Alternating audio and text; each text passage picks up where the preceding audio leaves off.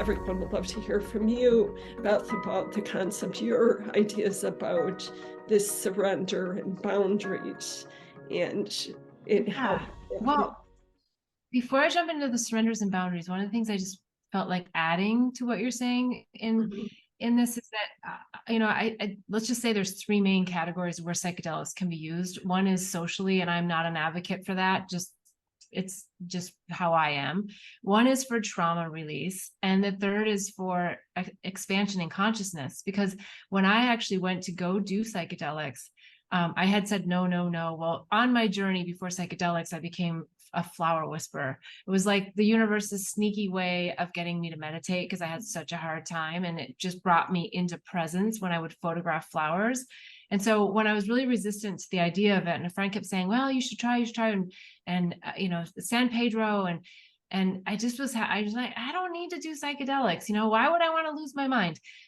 But what tipped me actually was I was doing a show at the time because my mission is pollinating the planet with love. So the show was called that. And I was interviewing Louis Schwartzberg, who is the famous time-lapsed cinematographer who did Fantastic Fungi.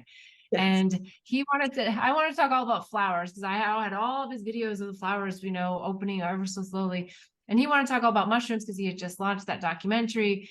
And so we did. And then I just said, okay, tell me about ayahuasca and San Pedro. And he just looked at me and he said, Beth, if you have the right set and setting, a safe set and setting, you should absolutely try this.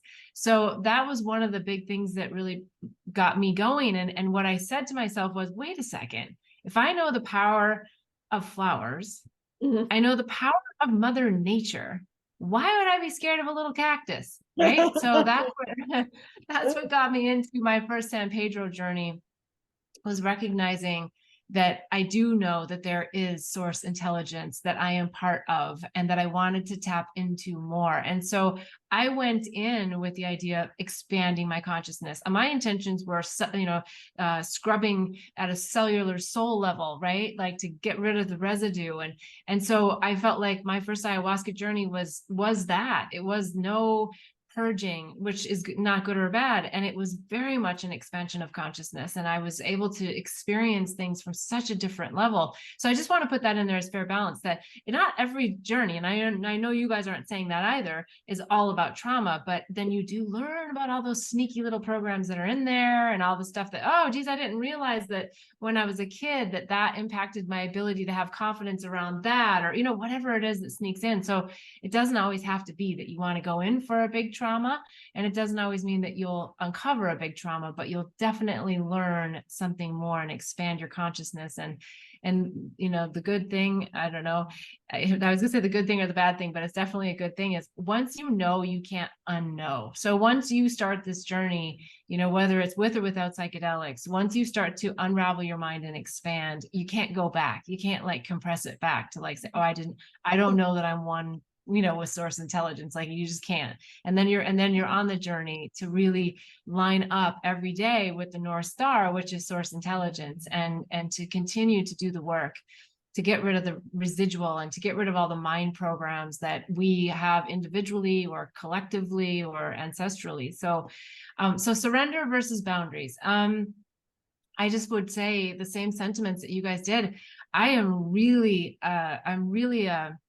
I would say spiritual medicine snob. And I don't mean that in the snobby sense, but in the sense of, I want to talk to the server. I want to hear the vibration of their voice. I want to hear what their intentions are. I want to know how often they serve. I want to know, their lineage. It doesn't have to get like into deep, deep, deep, deep details, but I want to know that they're trained, because I also feel that spirit is guiding me to be a psychedelic spokesperson to really help ingrain this idea that there are a lot of people that go do medicines and then all of a sudden they're a shaman. And it just doesn't work like that. There's so much that goes into understanding how to work with the medicines. And so it's something that is so sacred. And I would just encourage everyone to work with trusted sources like Field 9, so that it's that you have vetted practitioners, and that you're not going to end up with someone who's sexually assaulting people while on medicine. I mean, this is just so against like the whole purpose of why we're doing the medicine. So if you have a gut feeling when you're on the phone before you get to the ceremony, follow that feeling. Because when you get closer to the ceremony, I guess I will say that a lot of times the mind does come in really strong and it tries to tell you why you shouldn't go. And you get really scared. You're like, oh, I don't know. I don't know. So that might be a little bit different. But if you've done the vetting process and you've already had the conversations, you feel safe. I also try to understand, like, who else do they have coming? I guess I could be looked at as being judgmental for this next comment, but for people that are going frequently to psychedelic ceremonies, they're going to have the experience. And for me, that means that they're just doing drugs. If you're not doing the integration work in between, where you're actually really unraveling it here in this dimension, then you'll keep going out there and getting entertained by all of the lessons that you can learn. But if you're not embodying them here, and so that's the other thing I would say about surrender versus boundaries, is that when you start opening yourself up, and if you're not really understanding the sovereignty of your own soul, you're also opening yourself up to other entities and dimensions and just all these other things that happen. So I don't say that to scare anyone. I say that just to be really present and to use discernment around who you're going to sit with and who the other people are. And if it looks like it's going to be a social scene, or it's like, yeah, we do this once a week, just all of those would be things that you would really want to take into account. And so by the time you get to the ceremony, the idea of boundaries really shouldn't even be an issue for you, because you know that you've already done the vetting work to feel comfortable and to feel safe. And there's going to be times during the journey where you may not feel safe, but it doesn't mean that you're not safe. It just means that you're working through something, right? But you've already done that. So I think it's a really good thing to bring up boundaries versus surrender. But once you're in it, that's maybe just the last thing I'll say about it, is that the mind is so strong. And if you haven't done medicines, and even if you have, but especially those first couple of ones, a lot of times the mind just does not want to let go. I remember when I did Bufo, which was pretty drastic for me because I had only done San Pedro before that. And Bufo is a pretty intense medicine, which is also why there's a little toad on the front of the book. It's actually a Sonoran toad that they take the venom from the toad's back. And it was very serendipitous how I got there. I felt very, I trusted everyone that I was with. And I took that medicine in, and I just went into complete panic. I was like, oh my God, this is it. My parents are going to be so disappointed. I've killed myself on drugs. I'm like one of those kids from the 70s that, this is what the war on drugs is all about. And I just went into this whole mind mess, but luckily it was only for like a nanosecond. And then I just like let go. And I had a complete ego dissolution. And if you haven't experienced that yet, it's just the most unbelievable thing. And it's the reason why you really do want to lose your mind, at least temporarily, so you can put it back together with all of the beliefs that are actually here to help you, not the limiting ones, or just actually it's just to keep blowing up beliefs is what it really is.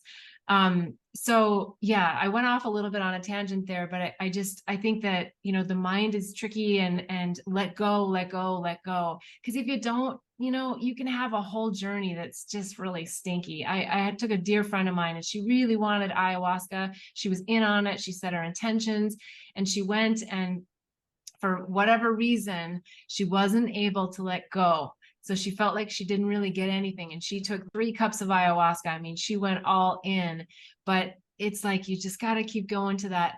I trust.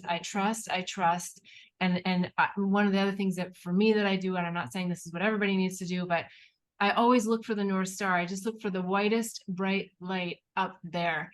And that always just setting that intention and just following that, because there's a lot of your thoughts that want to come in and distract you. And there's a lot of other things happening in the dimensions that want to distract you because they want to teach you, and that's fine. But you're always wanting to point to your true north, which is your North Star and oneness, and getting the lessons from there. So I think if you're really clear on that intention of being in oneness and being in that space, and with that intention, you'll remain sacred, and then boundaries are less of an issue.